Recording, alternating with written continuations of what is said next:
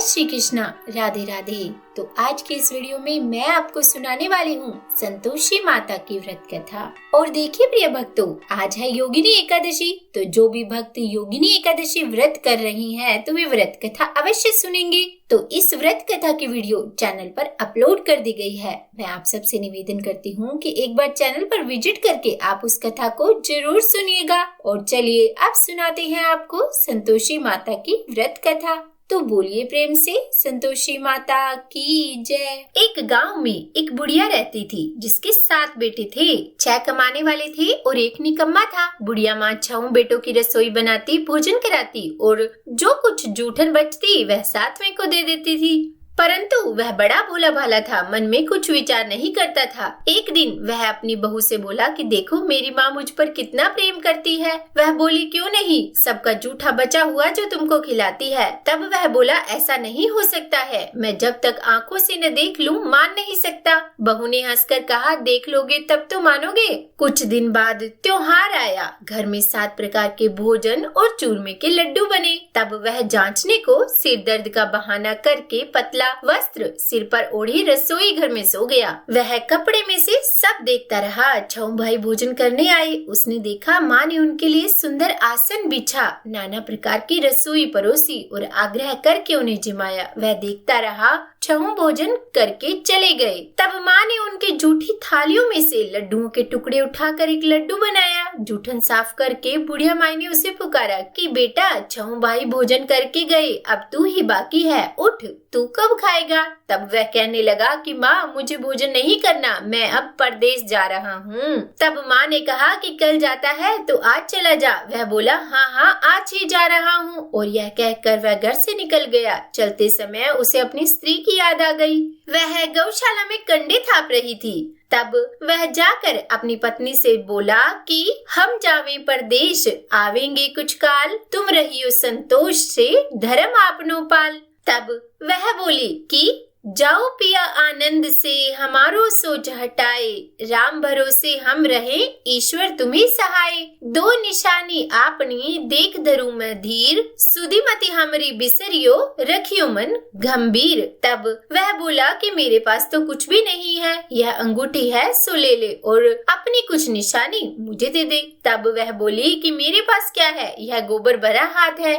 और यह कहकर उसकी पीठ पर गोबर के हाथ की थाप मार दी। अब वह चल दिया। चलते चलते दूर देश पहुंचा। वहां एक साहूकार की दुकान थी। वहां जाकर कहने लगा कि भाई मुझे नौकरी पर रख लो। साहूकार को जरूरत थी, बोला रह जा। लड़के ने पूछा तनख्वाह क्या दोगे। तो साहूकार ने कहा कि काम देख कर दाम मिलेंगे। साहूकार की नौकरी मिली। वह सुबह 7 बजे से रात के 10 बजे तक नौकरी करने लगा। कुछ दिनों में दुकान का सारा लेन देन, हिसाब किताब, ग्राहकों को माल बेचना, सारा काम करने लगा। साहूकार के 7-8 नौकर थे। वे सब चक्कर खाने लगे। यह तो बहुत होशियार बन गया। सेठ ने भी काम देखा और 3 महीने में ही उसे आधे मुनाफे का हिस्सेदार बना लिया। अब वह कुछ वर्ष में ही नामी सेठ बन गया और मालिक सारा कारोबार उस पर छोड़कर चला गया। अब बहू पर क्या बीती वो सुनो। सास ससुर उसे दुख देने लगे। सारी गृहस्थी का काम करा के उसे लकड़ी लेने जंगल में भेजते।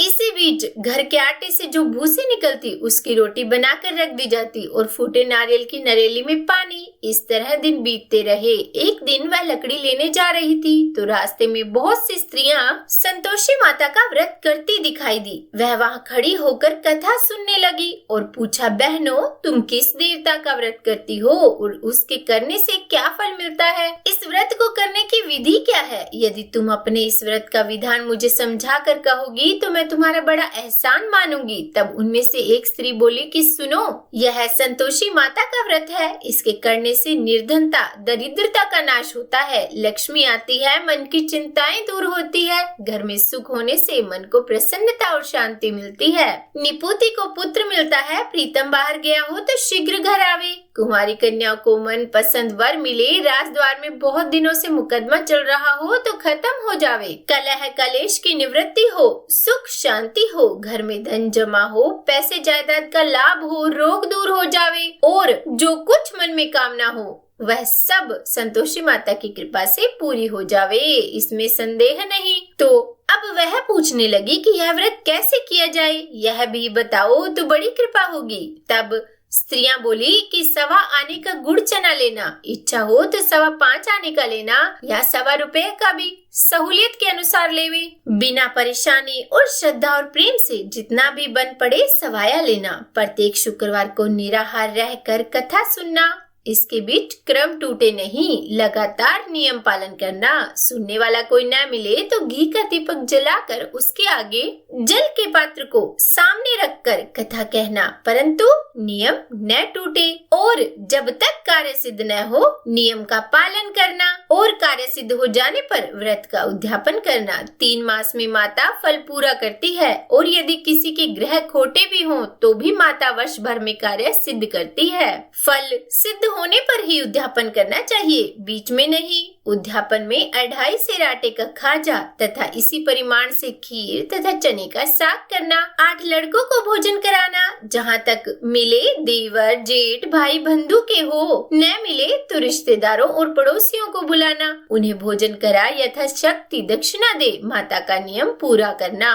और हाँ, उस दिन घर में कोई खटाई न खाए। यह सुन बुढ़िया के लड़के की बहू चल दी, रास्ते में लकड़ी के बोझ को बेच दिया और उन पैसों से गुड़ चना ले माता के व्रत की तैयारी कर आगे चली, और सामने मंदिर देखकर पूछने लगी कि यह मंदिर किसका है। सब कहने लगे संतोषी माता का मंदिर है। यह सुनकर वह माता के मंदिर में जाकर चरणों में लौटने लगी, दीन हो विनती करने लगी कि माँ, मैं निपट अज्ञानी हूँ, व्रत के कुछ भी नियम नहीं जानती, मैं दुखी हूँ। हे माता, हे जगत जननी, मेरा दुख दूर कर, मैं तेरी शरण में हूँ। माता को दया आई। एक शुक्रवार बीता कि दूसरे को उसके पति का पत्र आया, और तीसरे शुक्रवार को उसका भेजा हुआ पैसा भी आ पहुँचा। यह देख जेठ जेठानी मुंह सिकोड़ने लगे। इतने दिनों में इतना पैसा आया, इसमें क्या बड़ाई। लड़के ताना देने लगे कि काकी के पास अब पत्र आने लगे, रुपया आने लगा, अब तो काकी की खातिर बढ़ेगी, अब तो काकी बोलने से भी नहीं बोलेगी। तब बेचारी सरलता से कहती कि भैया, कागज आवे रुपया आवे तो हम सब के लिए ही अच्छा है। और ऐसा कहकर आंखों में आंसू भरकर संतोषी माता के मंदिर में आ मातेश्वरी के चरणों में गिर कर रोने लगी, और कहने लगी कि माँ, मैंने तुमसे पैसा कब मांगा है, मुझे पैसे से क्या काम है, मुझे तो अपने सुहाग से काम है, मैं तो अपने स्वामी के दर्शन मांगती हूँ। तब माता ने प्रसन्न होकर कहा कि जा बेटी, तेरा स्वामी भी आएगा। यह सुनकर खुशी से बावली होकर घर में जाकर काम करने लगी। अब संतोषी माँ विचार करने लगी कि इस भोली पुत्री को मैंने कह तो दिया कि तेरा पति आवेगा, पर कैसे, वह तो इसे स्वप्न में भी याद नहीं करता। उसे याद दिलाने के लिए मुझे ही जाना पड़ेगा। और इस तरह संतोषी माता उस बुढ़िया के बेटे के पास जा स्वप्न में प्रकट होकर कहने लगी कि साहूकार के बेटे सो रहा है या जागता है। तब वह बोला कि माँ, सोता भी नहीं और जागता भी नहीं हूँ, कहो क्या आ गया है। तब माँ ने कहा कि तेरे घर बार कुछ है कि नहीं। वह बोला, मेरे पास तो सब कुछ है, माँ बाप बहू है, क्या कमी है। तब माँ बोली कि भोले पुत्र, तेरी बहू घोर कष्ट उठा रही है, तेरे माँ बाप उसे त्रास दे रही है, वह तेरे लिए तरस रही है, तू उसकी सुध ले। वह बोला, हाँ माता जी, यह तो मालूम है, परंतु जाऊँ तो कैसे, परदेश की बात है, लेन देन का कोई हिसाब नहीं, कोई जाने का रास्ता नजर ही नहीं आता, कैसे चला जाऊं। तब माँ कहने लगी कि मेरी बात मान, सवेरे नहा धोकर संतोषी माता का नाम ले, घी का दीपक जला, दंडवत कर, दुकान पर जाकर बैठ, देखते देखते सारा लेन देन चूक जाएगा, जमा माल बिक जाएगा, सांझ होते होते धन का भारी ढेर लग जाएगा।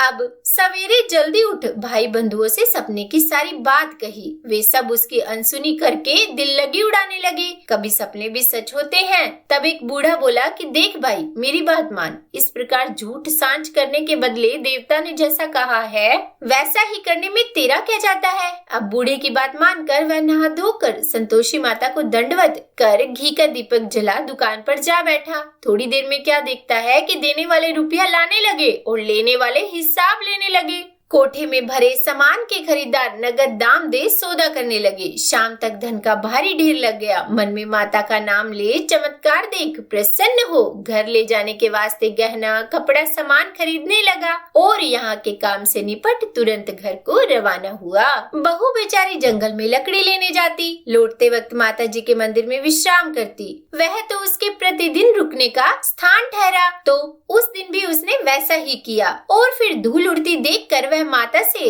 बोली कि हे माँ, यह धूल कैसे उड़ रही है। तब माता ने कहा कि हे पुत्री, तेरा पति आ रहा है। अब तू ऐसा कर, लकड़ियों के 3 बोझ बना ले, एक नदी के किनारे रख, दूसरा मेरे मंदिर पर और तीसरा अपने सिर पर रख। तेरे पति को लकड़ियों का गट्ठर देख मोह पैदा होगा, वह यहाँ रुकेगा, नाश्ता पानी खाकर माँ से मिलने जाएगा। तब तू लकड़ियों का बोझ उठाकर जाना और चौक में गट्ठर डालकर जोर से आवाज लगाना कि लो सासू जी, लकड़ियों का गट्ठर लो, भूसे की रोटी दो और नारियल के खोपड़े में पानी दो, आज मेहमान कौन आया है। तब वह बहू बोली कि बहुत अच्छा माता जी, और फिर माता जी से कहकर वह प्रसन्न मन से लकड़ियों के 3 गट्ठर ले आई, एक नदी किनारे पर और एक माता जी के मंदिर पर रखा। इतने में मुसाफिर आ पहुंचा। सूखी लकड़ी देख उसकी इच्छा उत्पन्न हुई कि क्यों न हम यहीं पर विश्राम करें और भोजन बना कर खा पी कर ही गाँव जाए। इस तरह रुक कर भोजन बना विश्राम करके गाँव को गया, सबसे प्रेम से मिला। उसी समय सिर पर लकड़ी का गट्ठर लिए वह उतावली सी आई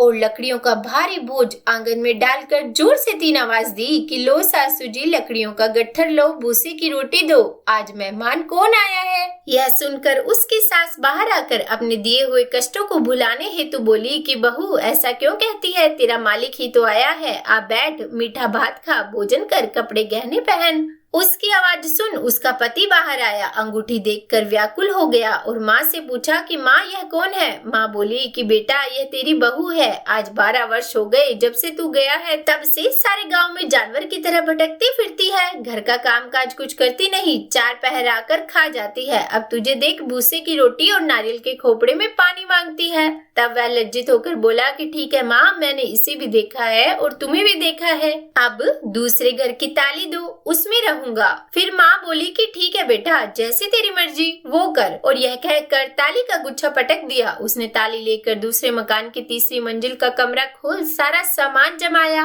एक दिन में ही वह कमरा राजा के महल जैसा लगने लगा, वहाँ महल जैसा ठाट बाट बन गया। अब क्या था, बहू सुख भोगने लगी। इतने में शुक्रवार आया। उसने अपने पति से कहा कि मुझे संतोषी माता के व्रत का उद्यापन करना है। तब उसका पति बोला कि अच्छा, खुशी से कर लो। वह उद्यापन की तैयारी करने लगी। जेठानी के लड़कों को भोजन के लिए कहने गई, उन्होंने मंजूर किया, परंतु पीछे से जेठानी ने अपने बच्चों को सिखाया कि देखो रे, भोजन के समय खटाई मांगना, जिससे उसका उद्यापन पूरा न हो। लड़के जीमने आए, खीर खाना पेट भरकर खाया, परंतु बाद में याद आते ही कहने लगे कि हमें खटाई दो, खीर खाना हमको भाता नहीं, देखकर अरुचि होती है। तब वह कहने लगी कि भाई, खटाई तो किसी को नहीं दी जाएगी, यह तो संतोषी माता का प्रसाद है। लड़के उठ खड़े हुए, बोले पैसा लाओ। भोली बहू कुछ जानती थी नहीं, उन्हें पैसे दे दिए। लड़के उसी समय हट करके इमली की खटाई लाकर खाने लगे। यह देखकर बहू पर माताजी ने कोप किया। राजा के दूत उसके पति को पकड़ कर ले गए। जेठ जेठानी मनमाने वचन कहने लगे कि लूट लूट कर धन इकट्ठा कर लाया है,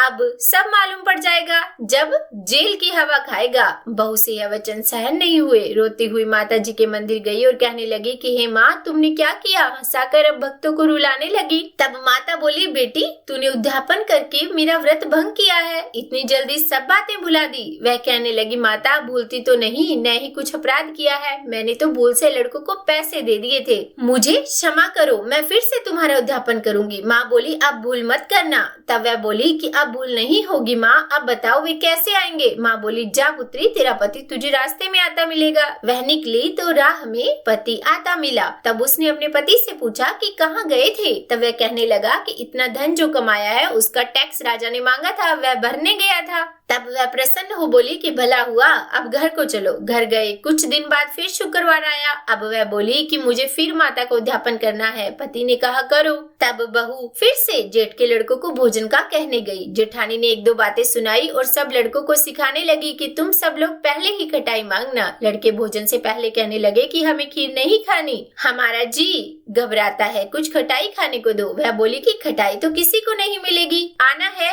तो आओ। और फिर वह ब्राह्मण के लड़कों को लाकर भोजन कराने लगी। यथाशक्ति दक्षिणा की जगह एक एक फल उन्हें दिया, जिससे संतोषी माता प्रसन्न हो गई। और फिर माता की कृपा होते ही 9वें मास में उसको चंद्रमा के समान सुंदर पुत्र प्राप्त हुआ। पुत्र को पाकर प्रतिदिन माता जी के मंदिर को जाने लगी। माँ ने सोचा यह रोज आती है, आज क्यों न इसके घर चलूं, इसका आसरा तो देखूं। और यह विचार कर माता ने भयानक रूप बनाया। गुड़ चने से सना मुख, ऊपर सूंड के समान होठ, उस पर मक्खियां भिनभिना रही थी। दहली पर पैर रखते ही उसकी सास चिल्लाई, देखो रे कोई चुड़ैल डाकिनी चली आ रही है। अरे लड़को, इसे भगाओ नहीं तो किसी को खा जाएगी। लड़के भगाने लगे, चिल्लाकर खिड़की बंद करने लगे। बहू रोशनदान में से सब देख रही थी। प्रसन्नता से पगली बन चिल्लाने लगी कि आज मेरी माँ मेरे घर आई है और उसने बच्चे को दूध पीने से हटा दिया। तो इतने में सास का क्रोध फूट पड़ा। वह बोली, देखो रे क्या उतावली हुई जाती है, बच्चे को ही पटक दिया। और इतने में माँ के प्रताप से उसे हर जगह लड़के ही लड़के नजर आने लगे। तब वह बोली, माँ मैं जिसका व्रत करती हूँ यह संतोषी माता वही है। और इतना कहकर झट से सारे किवाड़ खोल दिए। सबने माता जी के चरण पकड़ लिए और विनती कर कहने लगे कि हे माता, हम मूर्ख हैं, अज्ञानी हैं, आपके व्रत की विधि हम नहीं जानते। व्रत भंग कर हमने बड़ा अपराध किया है। हे जगत माता, आप हमारा अपराध क्षमा करो। और ऐसा कहने पर माता प्रसन्न हुई तो बोलिए, संतोषी माता की जय। हे माँ, आपने बहू को जैसा फल दिया वैसा फल सभी को देना। और जो यह कथा पढ़े या सुने उसके मनोरथ पूर्ण करना।